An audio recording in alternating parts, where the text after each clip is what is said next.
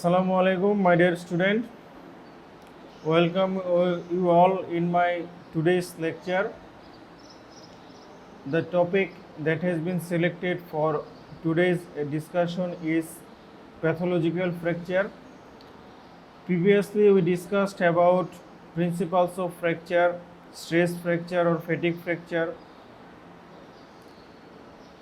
and avulsion fracture. And now, today we will discuss about pathological fracture.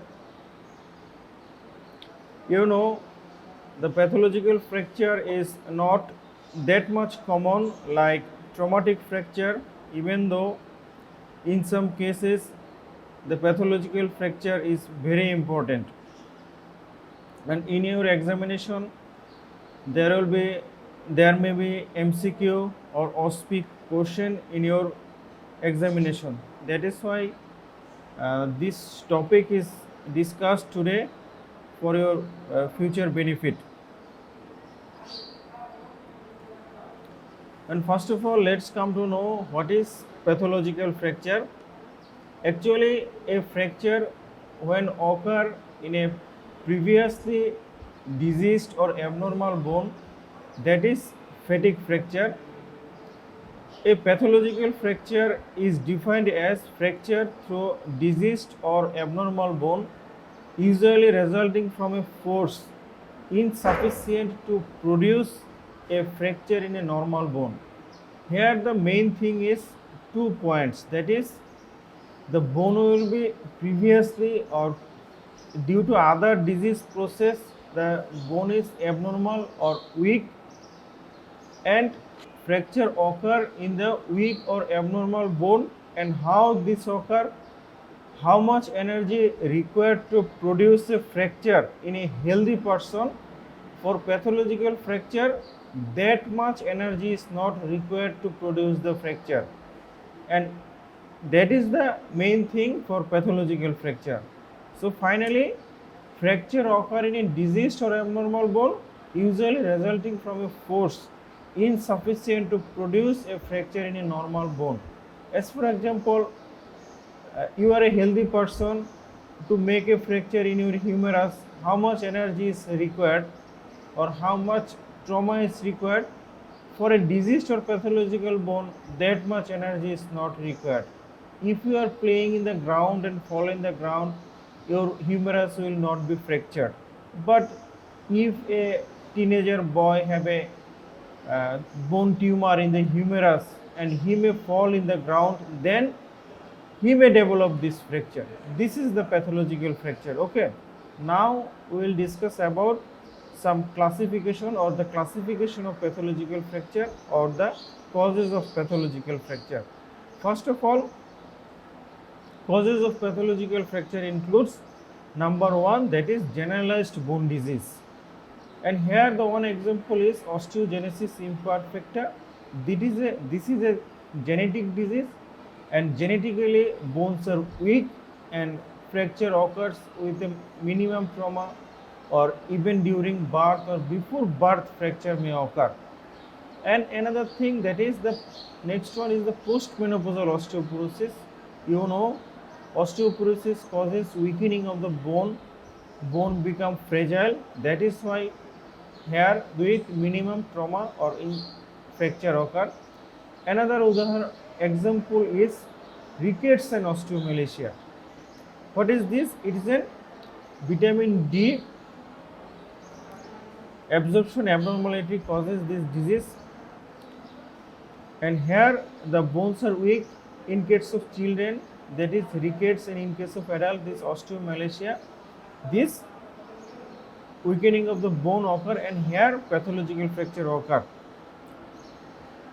And here the scenario you can see there is some osteomalacia and some vertebral compression fracture, and in case of osteogenesis imperfecta there is a abnormally shaped bone and weakening of the bone and with a fracture in here.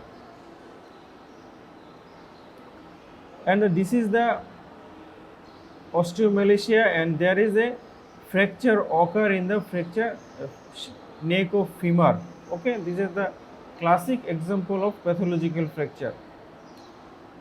And second is the local benign condition.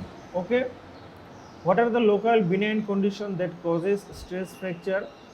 First one, that is chronic infection or osteomyelitis of the bone, which causes bone erosion, bone destruction, and subsequently fracture or pathological fracture may occur. Others are some bone tumors, benign bone tumors like simple bone cyst, aneurysmal bone cyst, chondroma, or fibrous dysplasia. These may cause pathological fracture. Here you can see there is a bone tumor. This may be aneurysmal bone cyst, causes pathological fracture, and this is fibrous dysplasia. And third is the primary malignant tumor. You know, a bone suffers some few important malignant tumors like chondrosarcoma, osteosarcoma, Ewing sarcoma, and this sarcoma may cause pathological fracture. Okay, and look at this. This is a pathological fracture due to bone tumor, and after that the surgery was done. Then the bony part is replaced by a prosthesis. Okay, and now the fourth topic cause is the metastatic tumors, and metastasis may occur from the breast, lung, kidney, thyroid, colon, prostate, and these few sites are very important, and you have to ask in your examination from where the bony metastasis occurs. And important sites are breast, lung, kidney, thyroid, colon, prostate, etc. Okay, and so what are the causes of pathological fracture? Number one, generalized bone disease. Number two, regional benign condition.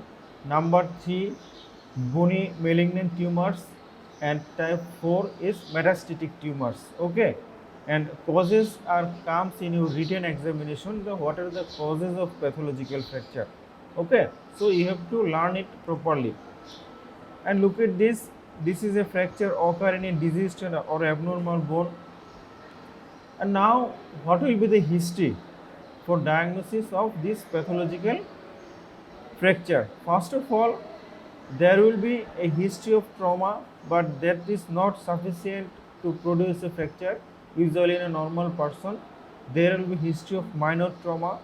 There will be presence of pain in there, and in some case the pain may present before the trauma or injury, and there may be a history or diagnosis of other tumor in the body.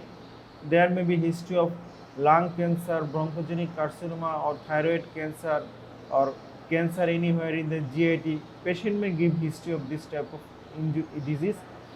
And if this patient develop a fracture sacropelvic after a minor trauma, then we can think it, yes, this may be a pathological fracture due to metastatic bone tumor. Okay, and patient may give a history of radiation therapy or chemotherapy for the pre-existing malignant disease, and associated with patient may have some constitutional symptoms for other disease like weight loss, fever, night sweats, fatigue, etc. So these are the important history for diagnosis of a pathological fracture.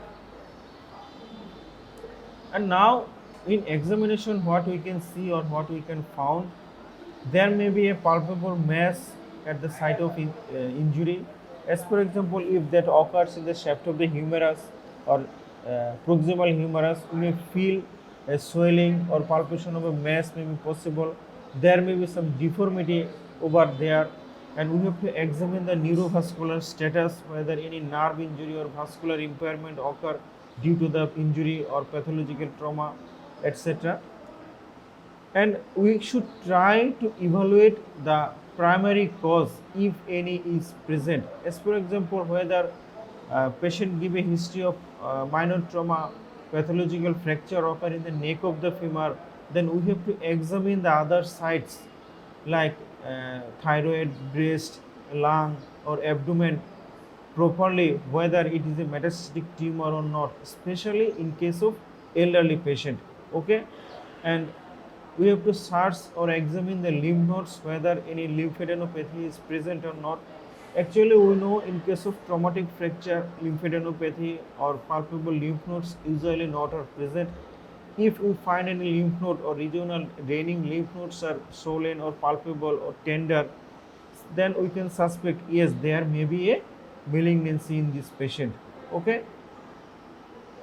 And what are the investigations we should do for diagnosis of pathological fracture? First of all, the most common thing usually we do, that is the X-ray of the local part, and if need, then we can do CT scan of the primary site.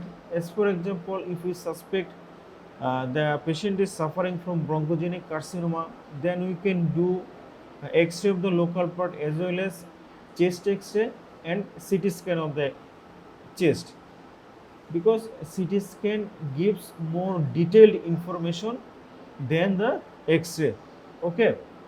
And we can do some routine investigations, that is for example complete blood count, erythrocyte sedimentation rate, liver function test, electrolytes, serum glucose, for general evaluation of the patient.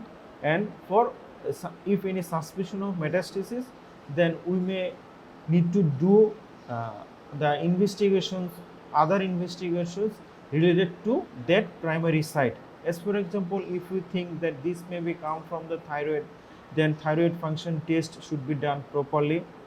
And first of all, the most important, one of the important thing, that is the biopsy.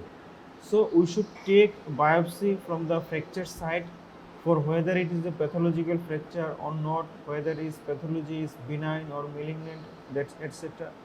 If we should, sometimes we can take the biopsy during the final surgical procedure, or if the suspicion is more, then we can take the biopsy before the final fixation. Okay. And now the management of a pathological fracture. First of all, treatment of local bone lesion. Here, if a pathological fracture occur, there may be some generalized bone disease, there may be a primary malignant tumor, and then the fracture occur. So treatment has two parts. One is the treatment of the local site where the fracture occur, and general management of the patient. So what are the local treatment? We can do surgical stabilization or operative fixation, open reduction, internal fixation, or closed reduction or internal fixation of the fracture. And if need, we can give radiotherapy at the fracture site. If need, we can give chemotherapy. If sometimes surgery is not possible due to general condition of the patient, then we may give functional bracing. And sometimes we use bisphosphonates. These drugs inhibit osteoclastic activity of the bone and increase osteoblastic activity of the bone. In this way, it reduces the bone resorption. So sometimes in case of osteoporotic fracture or osteomalacia or elderly patient, for fracture healing or prevent further fracture, sometimes we use these bisphosphonates. Okay. I think student can follow with me. And another thing, that is the general treatment. General treatment means what is that? That is, if the fracture occur, then if patient have a pre-existing malignant disease, as for example bronchogenic carcinoma or breast carcinoma or prostatic carcinoma, treatment should be done as well as of this carcinoma or malignant disease. If the patient suffering from rickets or osteomalacia, the treatment of rickets and osteomalacia should be run along with this fracture management. This is the general management. So this is in a nutshell or in a small way, small discussion, this is all about pathological fracture. I think this is enough for you at this MBBS level to know about pathological fracture. I think you will follow this lecture and try to learn something from this fracture. With this, I conclude. Thanks to you all. Assalamu alaikum.